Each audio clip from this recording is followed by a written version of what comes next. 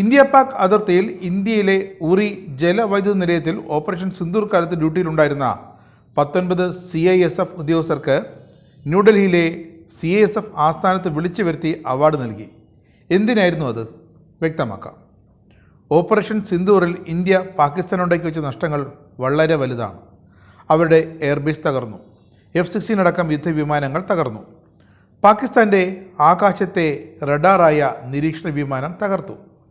1-2 സൈനിക വിമാനങ്ങൾ തകർന്നാൽ അത് നന്നാക്കിയെടുക്കാനൊക്കെ വലിയ കാലതാമസമുണ്ടാകില്ല. എന്നാൽ ഇന്ത്യൻ മിസൈലുകൾ തകർത്തത് ഒരു പാക് വ്യോമത്താവളമാണ്.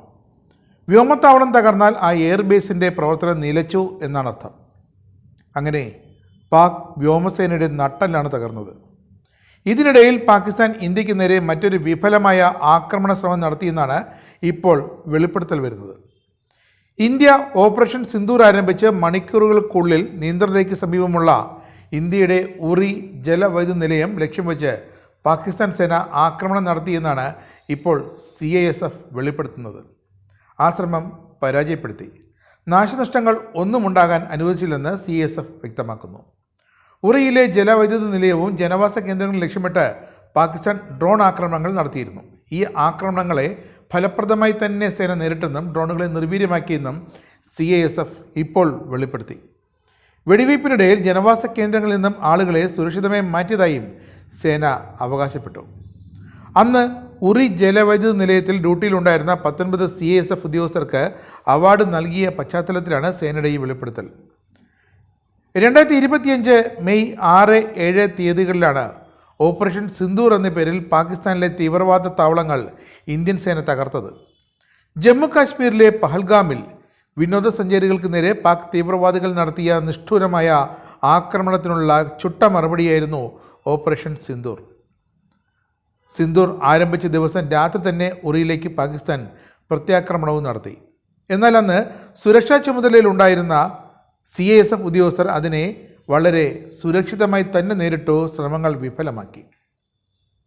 അങ്ങനെ കഴിഞ്ഞ ദിവസം ന്യൂഡൽഹിയിലെ CISF ആസ്ഥാനത്ത് നടന്ന ചടങ്ങിൽ അന്നത്തെ ആ 19 സുരക്ഷാ ഉദ്യോഗസ്ഥർക്കും അവാർഡുകൾ നൽകി ആദരിച്ചു. പഹൽഗാമിൽ ഭീകരർ നടത്തിയ ആ വെടിവയ്പിൽ 27 പേരാണ് കൊല്ലപ്പെട്ടത്. അതിനുള്ള പ്രതികരണമായാണ് ഇന്ത്യ ഓപ്പറേഷൻ സിന്ദൂർ അരങ്ങേറിയത്. ഇന്ത്യൻ സംസ്ഥാനങ്ങളിലെ സഞ്ചാരികളും UAE, നേപ്പാൾ സ്വദേശികളുമൊക്കെ അന്ന് കൊല്ലപ്പെട്ടിരുന്നു. മിനി സ്വിറ്റ്സർലൻഡ് എന്നറിയപ്പെട്ടിരുന്ന ബൈസ്ലാൻഡ് താഴ്വരയിലാണ് രാജ്യത്ത് നടക്കിയ ആ ആക്രമണം ഉണ്ടായത്. അതിന് പാകിസ്ഥാൻ ഇന്നും അനുഭവിച്ചു കൊണ്ടിരിക്കുകയാണ് ഓരോ ദിവസവും. ഇനി ഇത്തരമൊരു ഹീനകൃത്യം ചെയ്യാൻ പാകിസ്ഥാൻ 2 അല്ല 3 വട്ടം ആലോചിക്കും. കാരണം തീവ്രവാദികളുടെ വിവരമില്ലാത്ത നീക്കങ്ങൾക്ക് സമ്മതം മൂളിയതോടെ പാക് സേന തങ്ങളുടെ രാജ്യത്തിനെ തന്നെ അപകടത്തിലാക്കി. ലോകത്തിന് മൊത്തം അപമാനവും ഉണ്ടാക്കി. നാണംകെട്ട ഓപ്പറേഷൻ സിന്ദൂറിൽ പരാജയപ്പെട്ട ഒരു സേനയെന്നാണ് ഇപ്പോഴും പാകിസ്ഥാൻ ലോക സൈനിക ശക്തികൾക്കിടയിൽ അറിയപ്പെടുന്നത്. അതങ്ങനെ തന്നെ നിലനിൽക്കട്ടെ. കാരണം ഇന്ത്യയുടെ മറുപടി ഇതുവരെയും തീർന്നിട്ടില്ല. പഹൽഗാം ആക്രമണത്തിന് ഇന്ത്യ പൂർണ്ണമായും മറുപടി നൽകിയിട്ടുമില്ല. ഇന്ത്യക്കെതിരെ ഇത്ര നിഷ്ഠൂരമായൊരു ആക്രമണം നടത്തിയെടുത്തതിന് പാകിസ്ഥാൻ ഇനിയും കനത്ത വില തന്നെ നൽകേണ്ടി വരും.